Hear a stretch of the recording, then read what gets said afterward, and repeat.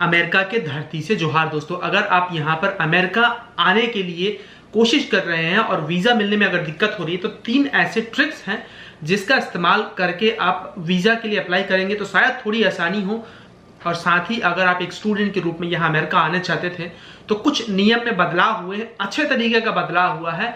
अब आप 1 साल पहले यहाँ अमेरिका आने के लिए वीजा के लिए अप्लाई कर सकते हैं, जो कि नई बात है, ये नई खबर है। वो क्या है जिससे आपको वीजा मिलने में थोड़ी आसानी हो सकती है और ये नया नियम क्या आया है जिसके कारण आप 1 साल पहले वीजा के लिए यहाँ अमेरिका आने के लिए अप्लाई कर सकते हैं, तो उसके बारे में आज के इस वीडियो में थोड़ा डिटेल में बताने वाला हूँ। अगर ये जानकारी आपके काम का हो तो वीडियो में आखिर तक बने रहना। तो वीडियो को फटाफट शुरू कर देते हैं। फिर पहला जो ट्रिक है, 3 ट्रिक्स में से पहला जो ट्रिक है वो है स्टार्ट अर्ली, मतलब जितना जल्दी आप शुरू कर सकते हैं वीजा अप्लाई करने के लिए वो आपको कर देना चाहिए। हालांकि शुरू तो आप तभी करेंगे, अब तो पहले से ही आपको रिसर्च करते रहना चाहिए। अगर आप अमेरिका या विदेश में कहीं पर भी जाने की तैयारी कर रहे तो आपका टाइम जो है ना वो सबसे बड़ा पूंजी होता है। हम इसको उस तरीके से सोचते नहीं है कि गरीबी सिर्फ पैसे का नहीं होता है, वो टाइम का भी होता है। तो टाइम का ख्याल रखना जरूरी होता है। जब भी आपके पास खाली समय और रिसर्च कीजिए कौन सी यूनिवर्सिटी में आपको अप्लाई करनी है।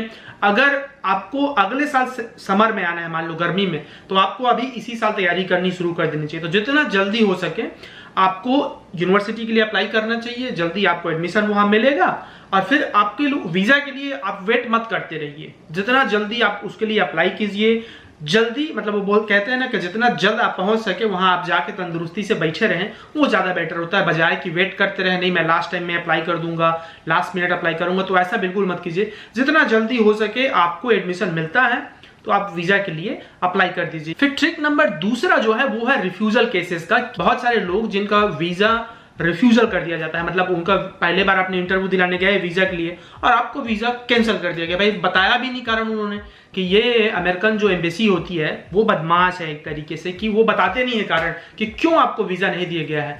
कि अगर आपको बताते तो आप अगले बार फिर से बेहतर तरीके से तैयारी कर सकते थे, लेकिन ये होता नहीं है अनफॉर्चुनेटली। और ऐसा ही सिस्टम है, उस पर हमारा कोई कंट्रोल नहीं है, आपका भी कोई कंट्रोल नहीं है। अमेरिका है पावरफुल तो अपने तरीके से करता है चीजों को, नहीं तो उनको तो कारण बताना चाहिए। तो और चूंकि वो कारण बताते नहीं है इसलिए उसमें दिक्कत ये होती है कि आपको पता नहीं होता कि अगले बार फिर से किस तरीके से तैयारी करके जाएं। और उनको दिक्कत भी बहुत होता है कि वो एक तरीके से आउटलायर में उनका नाम रहता है कि भाई आपका रिफ्यूजल हो चुका है, तो फिर से आपको वीजा मिल पाना थोड़ा सा मुश्किल होता है कंपेयर टू जो फ्रेश एप्लीकेंट होते हैं उनकी तुलना में। लेकिन उसका मतलब ये नहीं है कि आपको बिल्कुल नहीं मिल सकता है। आप हताश मत होइए, निराश मत होइए, बिल्कुल अप्लाई कीजिए, लेकिन दिक्कत तो होती है। इसलिए आप किसी प्रोफेशनल का मदद ले सकते हैं। प्रोफेशनल का मदद का मतलब ये होता है कि उन लोगों का जो कंसल्टेंसी कंपनी होती है, जिनका पहले से अनुभव रहता है बहुत सारे लोगों को हेल्प करने का। फीस तो लेंगे, पैसा लेंगे, लेकिन ज्यादा बेहतर है कि रिफ्यूजल होने से या आपको वीजा ना मिले उससे बेहतर यही है कि आप थोड़ा पैसा भले दें लेकिन पूरी तैयारी के साथ जाएं। तो उसी का मतलब है कि प्रोफेशनल आप हेल्प लें। और चाहे तो इमिग्रेशन लॉयर को भी आप हायर कर सकते हैं। अगर आप पूछेंगे मुझसे कि कौन सा इमिग्रेशन लॉयर बेहतर है तो वो मैं बता सकता हूं। आप मुझे कमेंट कर सकते हैं, ईमेल कर सकते हैं मेरे इस दिए ईमेल में। और अगर आपको मुझसे डायरेक्ट बात करनी है तो मेरा पिछला वीडियो देख सकते हैं कि जिसमें मैंने बताया था कि आपको मुझसे डायरेक्ट बात करने के लिए 1 घंटे का आपको क्या करना पड़ेगा, 10 लोगों को जोड़ना पड़ेगा, फिर बात कर सकता हूँ। कोई पैसा वैसा उसका लगेगा नहीं, मैं बस बता सकता हूँ ये अच्छा लॉयर है नहीं है। बाकी आप ऐसे भी गूगल में सर्च कर सकते हैं कि जो इमिग्रेशन लॉयर है वो कौन है। आप जहाँ पे रहते हैं वहाँ पर इंटरनेट में सब कुछ मिल जाता है। तो किसी प्रोफेशनल का मदद लीजिए और अप्लाई कीजिए। तो ये ट्रिक नंबर 2 है जिसमें बहुत सारे लोग अपने से ही फॉर्म भरते हैं और फिर से उनका वीजा कैंसिल हो जाता है, तो ये मत करिए। फिर तीसरा ट्रिक जो है वो ये है कि वीजा स्लॉट्स के लिए जितना जल्दी हो सके और जितनी ज्यादा बार हो सके एक दिन में आपको मॉनिटर करते रहना होगा।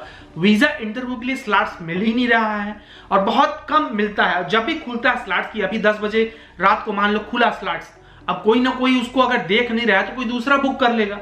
हजारों लाखों करोड़ों लोग अप्लाई कर रहे होते हैं आपके देश से, खासकर भारत, पाकिस्तान, बांग्लादेश, श्रीलंका, नेपाल, जहां से भी आप हैं, साउथ एशिया के देशों से अगर हैं तो बहुत लोग अप्लाई कर रहे होते हैं, आप अकेले नहीं होते। इसलिए आपको दिन भर जुटे रहना है, उसको देखते रहना है, उस वेबसाइट को मॉनिटर करते रहना है कि क्या अभी खुला है। कहीं भी सेंटर में भारत के अगर वो खुला है या जहां से भी आप देख रहे हैं इस वीडियो को वहां का, तो आपको अप्लाई कर देना है। तो इसके लिए आप एक चीज कर सकते हैं कि आप ग्रुप बना लीजिए कि और कौन कौन दोस्त हैं जो अमेरिका आना चाह रहे हैं, तो उनके साथ एक टाइमिंग सेट कर लीजिए कि 6 से 8 बजे तक का जो समय है उसमें आप देखते रहना उस वेबसाइट में। मैं 4 बजे सुबह से 5 बजे तक देखता रहूंगा। तो वैसे अगर टाइम निर्धारित कर लोगे तो 24 घंटा जो है वो कवर हो जाएगा। तो जरूरी है कि आप ग्रुप में करिए, अकेले करना बहुत मुश्किल होगा। अभी 3 साल 4 साल तक का वेटिंग लिस्ट बताता है कई लोगों का, ठीक है। और ये तभी संभव है कि अचानक से कुछ स्लॉट्स खुले वीजा के लिए, आपका नंबर अच्छा है, पैसा है, सब कुछ है, उसके बाद भी जरूरी नहीं कि आपको वीजा के लिए जो इंटरव्यू होता है उसके लिए स्लॉट्स मिल जाए। उसके लिए आपको ग्रुप में या फिर कोई कंपनी जो होती है जिसको आप पैसा देके ये करवा सकते हैं, उनका मदद लेना होता है। नहीं तो खुद से अगर करेंगे तो ग्रुप में ही करना होगा। ग्रुप में ताकत होती है। हमेशा लोग बोलते हैं कि गठजोड़ जो है वो दूर लेके जाता है आपको। तो आप ये ट्रिक जरूर अपनाइए। और ये जो 3 ट्रिक्स हैं उसका जरूर फायदा आपको दिखेगा नियर फ्यूचर में, अगर आप उसको अप्लाई करते हैं अपने खुद के फायदे के लिए। बाकी अभी जाइएगा मत कहीं, कुछ और जो नए रूल्स आए हैं जिसके कारण आप बहुत पहले से अप्लाई कर सकते हैं, अच्छा न्यूज है बहुत समय बाद, तो उसके बारे में भी मैं अभी ये वीडियो में बताने वाला हूँ। वैसे अगर आप मेरे चैनल में पहली बार आए होंगे तो मैं यहाँ अमेरिका में बहुत सालों से रहता हूँ। यहाँ पर अमेरिका में प्रोफेशनल जॉब करता हूँ और हिंदी में बहुत बेसिक लेवल पर आप यहाँ पर अमेरिका कैसे आ सकते हैं, अमेरिका के जॉब, एजुकेशन, यहाँ के लाइफस्टाइल के बारे में थोड़ी बहुत जानकारी देते रहता हूं। तो वेलकम टू माय चैनल। अगर आप पहली बार आए हैं तो, और अगर आप पहले से ही मेरे चैनल में जुड़े हुए हैं तो thank you for all the support and आप चैनल को देखते रहते हैं, कमेंट करते रहते हैं, उसके लिए बहुत बहुत शुक्रिया। तो ये जो नया न्यूज आया है, जो बड़ा न्यूज है, बिग न्यूज है, वो ये है कि जो स्टूडेंट कैटेगरी होता है F1, F2, J1, J2, M1, M2, इस वीजा कैटेगरी के लिए बड़ी अच्छी खबर आई है कि पहले नियम क्या होता था, एम्बेसी जो है पहले नियम ये रखता था कि अगर आप यहां पर अमेरिका आना चाहते हैं पढ़ाई करने के लिए तो 60 दिन के अंदर ही, मतलब विद इन 60 डेज ही आप वीजा के लिए अप्लाई कर सकते थे। लेकिन अभी ऐसा नहीं है। पहले ऐसे था कि अगर आपको यहाँ दिसंबर में आना है तो आपको आप अक्टूबर में ही अप्लाई करना होता था, 60 दिन के अंदर में ही, 60 दिन पहले, ठीक है। लेकिन अभी अब क्या हुआ है, उस नियम को बदल दिया गया है। जो नया नियम आया है उसमें ऐसा है कि अगर आप 2024 में यहाँ आना चाहते हैं तो अभी 2023 में अप्लाई कर सकते हैं। 2023 के जनवरी में आप 2024 के जनवरी के लिए अप्लाई कर सकते हैं। तो आपके पास इतना समय है। तो ये बड़ी अच्छी बात है कि अब आप 1 साल पहले से ही अप्लाई कर सकते हैं। तो अगर आप अगले साल आने की तैयारी कर रहे हैं, आना चाहते हैं, तो वीजा के लिए आप अभी से अप्लाई कर सकते हैं। हालांकि इसमें दूसरी बात यह है इस बड़े न्यूज में कि आपको एक्सेप्टेंस लेटर मिलना जरूरी होता है। आप किसी यूनिवर्सिटी में अप्लाई करेंगे यहाँ पर अमेरिका में, तो वहां का जो एक्सेप्टेंस लेटर होता है कि भाई आपको एडमिशन यहाँ मिल चुका है, आपको I-20 मिल चुका होता है, उसके बाद ही, ऐसा नहीं है कि आपको एडमिशन यहाँ मिला ही नहीं है और आपने वीजा के लिए अप्लाई कर दिया, स्टूडेंट वीजा के लिए, ऐसे नहीं होता है। आपको पहले एक्सेप्टेंस लेटर उस यूनिवर्सिटी से मिलना जरूरी होता है। वो जो भी डॉक्यूमेंट्स मांगते हैं आपको वो देना होता है। आपको एक बार एक्सेप्टेंस लेटर मिल गया कि हाँ हमारी यूनिवर्सिटी में आपको दाखिला मिल चुका है, उसके बाद आप वीजा के लिए अप्लाई कर सकते हैं। इस बड़े न्यूज में इसका तीसरा पहलू ये भी है कि अगर आपको वीजा मिल गया, 1 साल पहले अप्लाई कर दिया, मिल गया, लेकिन आप अमेरिका तब तक नहीं आ सकते हैं जब तक वो 30 दिन का समय ना बाकी हो। मतलब आपका जो कोर्स है वो मान लो जून 1 को शुरू होने वाला है, तो आप 1 मई को यहाँ पर आ सकते हैं। मतलब 30 दिन पहले आप अमेरिका में आ सकते हैं। ऐसा नहीं कि 6 महीना पहले आ गए, 6 महीना यहाँ काम ढूंढ रहे हो, ऐसे नहीं होता, ठीक है। तो ये नियम को समझना जरूरी होता है। कई बार ये छोटी छोटी चीज़ें हैं, हमसे चूक जाती है, बहुत लोगों से चूक जाती है, इसीलिए आपको ये जानकारी इकट्ठा करते रहना होता है। तो 30 दिन पहले आप यहाँ पर अमेरिका आ सकते हैं। आपका जो वीज़ा मिला है, स्टूडेंट वीज़ा, उसके अंतर्गत आप जाके घर ढूंढ सकते हैं, या जो तमाम चीजें हैं, छोटी मोटी चीजें, वो सब कर सकते हैं। एक और बहुत जरूरी बात कि आप वीजा के लिए, जैसे मैंने बताया था शुरू में ही इस वीडियो के, कि वीजा के लिए आप जितना जल्दी अप्लाई करें उतना बेहतर है। स्टार्ट अर्ली जो मैंने बताया था, आप वो शुरू कर दीजिए। अगर आपको एक बार इंटरव्यू हो चुका है, आपको इंटरव्यू में गए, आपको वीजा मिल चुका है, उसके बाद भी आप अपना कोर्स बाद में बदल सकते हैं। उसमें कोई रुकावट, मतलब कोई प्रतिबंध नहीं होता है कि you can't change your subjects और you can't change your courses और योर यूनिवर्सिटीज, राइट। अगर आपको आज मान लो हार्वर्ड यूनिवर्सिटी में एडमिशन मिला है, कल आपके कॉलेज में जाना है जहां पर फीस कम है, वो आप बड़ी आसानी से कर सकते हैं। सबसे पहले जरूरी होता है आपको मतलब एक्सेप्टेंस लेटर मिलना किसी भी यूनिवर्सिटी से, उसके बेसिस पे आपको यहाँ मतलब वीजा मिलना, और उसके बाद में आप यूनिवर्सिटी कभी भी चेंज कर सकते हैं, यहाँ आने के बाद भी चेंज कर सकते हैं, वीसा भी बदल सकते हैं। तो वो बहुत आसान होता है आपका जो है मतलब एक्सटेंशन, मतलब एक यूनिवर्सिटी से दूसरे यूनिवर्सिटी में जो फीस वगैरह है वो सब भी मैनेज हो जाता है, ट्रांसफर हो जाता है।